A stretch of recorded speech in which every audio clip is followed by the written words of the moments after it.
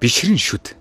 Та ямар нэгэн зүйлийг бишрэн шүд. Бишрэн шүдэхдээ бурхан шашин, байгаль дэлхий, эцэг их, ах дүү, хань нөхөр, өр хүүхдээ юм уу?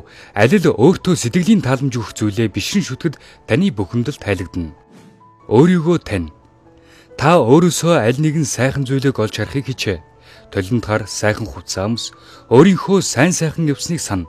Өөрийгөө ямагт сайхнаар бод. Ажлаа хуваарил төлөвл. Та хядарсан ажил чинь бүтэл муутай эсвэл яарч сандрах үедээ хийж буй ажлаа эргээд нэг төлөвл. Одоо онц чухал биш ажлаа түр хойш тавь. Үнэт цагийг үр ашигтай өнгөрөөхийг хичээ. Та их ачаалттай байсан ч завсарлага амралтай эдлэхийг хичээ. Өдийн хоолундаа тавтаа идэж уусны дараа хоромхон зурчгсан унтаад авахыг хичээ. Дасгал хөдөлгөөн хий. Хит ачаалал ажил хөдөлмөр аливаа зүйлтэй холбоотой сэтгэл бухимдлын үед биеийн чөлөө хөдөлгөөн хий.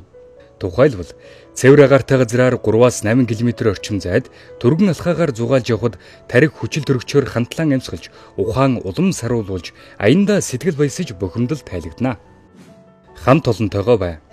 Сэтгэлийн тааламжгүй үедээ та дуулах, бүжиглэх, шүлэг унших, уран зохиол ярилцаж өөрийнхөө болоод бусдын сэтгэлийг өвдөн тат. Бусдын зовлон хуваалц. Сэтгэлээр бухимдж айж түгссэн хэн нэгнийхээ үгийг анхааралтай сонсож зөвлөгөө туслалцаа үзүүлэхийг хичээ. Хамтран ярилц. Хамт олон гэр бүл ах дүү нартайгаа хамтран ярилцаж төлөвлөгөө шийдвэр гаргаж байх нь сэтгэлийн бухимдлаа тайлах хамгийн сайн арга юм а. Дуу хөгжим сонирх. Та сайхан дуу хөгжим сонсох, өөрөө болон хүмүүстэй хамтран дуулах, хөгжимтөх нь хиймрийг сэргээж сэтгэлийг тайвшруулна. Биеийн тэмрээр хичээл. Гүйх, тенс, хөл бөмбөг, сагсан бөмбөг тоглох зэрэгт тархины цусан хангамж эрс сайжирч, эд эсвүүд хүчил төрөгчөөр ханаж, тааламжтай сэтгэл хөдлөлүүд үүснэ. Амьсгалын дасгал хий. Гүнзгий амьсгал авах нь зүрх хөшгөний үйл ажиллагааг сайжруулдаг. Амьсгалын дасгал хийхдээ тухтай сууж, удаан болон гүнзгий амьсгал.